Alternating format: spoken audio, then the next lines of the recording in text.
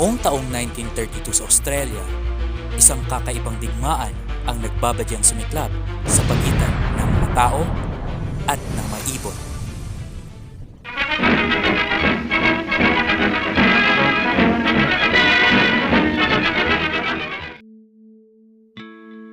Pagkatapos ng unang pandaigdigang digmaan o World War I, ang mga sundalong veterano ng Australia ay binigyan ng pamahalaan ng mga lupain upang palawigin ang sektor ng agrikultura. Dahil sa malawakang krisis sa ekonomiya, karamihan sa mga veteranong sundalo ay naging mga magsasaka. Kaya nga lang ang mga magsasakang ito ay lubos na nahihirapan sa pagpapalago ng kanilang mga tanim dahil sa matamlay na lupa at presensya ng mga peste. Kabilang na dito ang mga emus. Sila ay uri ng ibon na walang kakayahang lumipad. Bagamat tinaguri ang pambansang ibon ng bansang Australia, may parte ng kasaysayan kung saan sila ay tinuring na mga salot. Ito ay noong taong 1932, nang tinatayang 20,000 emus ang kumain at sumira sa mga pananim sa kanlurang bahagi ng Australia. Dahil dito, ang mga veteranong sundalo ay humingi ng tulong sa hukbong militar.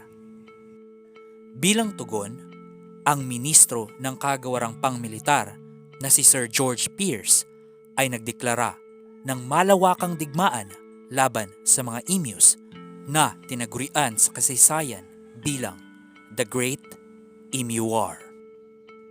Sila ay nagpadala ng 3 sundalo lamang na armado ng mga dimakinaryang barel o machine guns upang lipulin at puksain ang mga emus.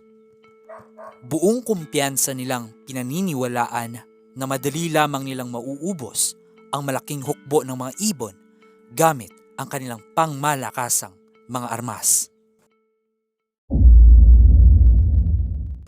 Ang digmaan ay nagsimula noong ika-2 ng Nobyembre ng taong 1932 nang ang mga sundalo ay dumako sa distrito ng Camprion kung saan namataan nila ang 50 emus na agad nilang pinaputukan.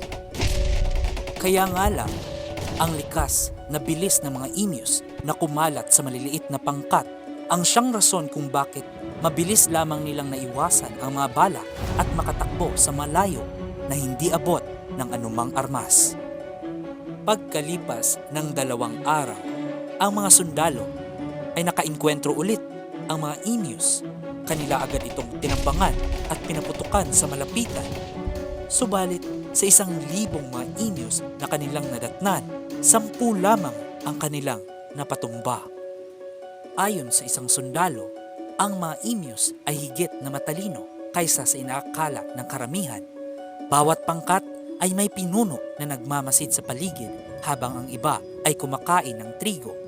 Kahit isang kahina-hinalang galaw lamang, ang pinuno ay nagbibigay ng hudyat kung kaya't ang iba ay naaalerto rin at mabilis na nakakatakas.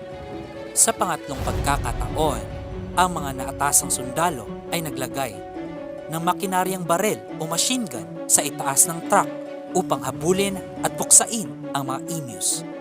Subalit ito rin ay hindi nagtagumpay dahil ang daan ay labis na malubak at ang mga emus ay lubhang mabibilis kung kaya't ang tumpak na pag-asinta ay imposible. Ito lamang ay nahinto ng isang ulo ng emu ay bumara sa manobela ng sasakyan. Ang mga nakakahiyang kapalpakang ito ay hindi nakatakas sa mata ng media kung kaya't inulan ang pamahalaang militar ng samot-saring batikos. Nagkaroon din ng diskusyon sa mababang kapulungan kung kaya't ang pangkat ng mga naatasang sundalo ay pansamantalang pinahinto at pinabalik. Ayon pa kay Major G.P.W. Meredith, kung magkakaroon ng isang pangkat na may kakayahang gaya ng mga ibong ito, kakayanin nilang gapiin ang kahit anong hukbong militar sa mundo.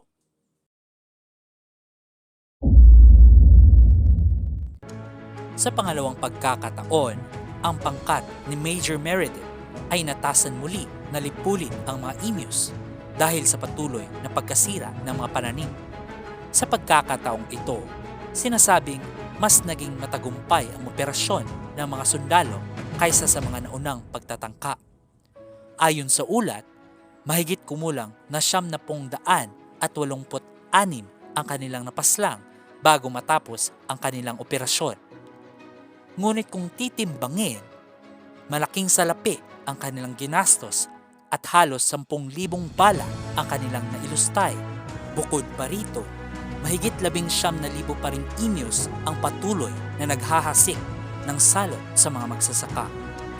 Ang paghahari ng mga inyos ay natuldukan lamang nang ang gobyerno ay naglungsad ng sistemang bounty o pagbibigay insentibo sa mga taong makakapaslang ng mga inyos. Dahil dito, sa wakas, sa loob ng 1 siglo, ang pamahalaan ay nagtagumpay sa malawakang pagkontrol ng populasyon ng mga ibong ito.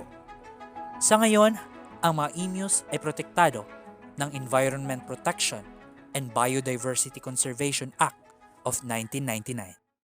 Naway may napulot kayong kaalaman at aral sa ating talakayan. Kung inyong nagustuhan ang istorya, mag-like at mag-subscribe lamang sa channel na ito upang manatiling updated sa mga panibagong kaalamang ating pag-aaralan. Maraming salamat!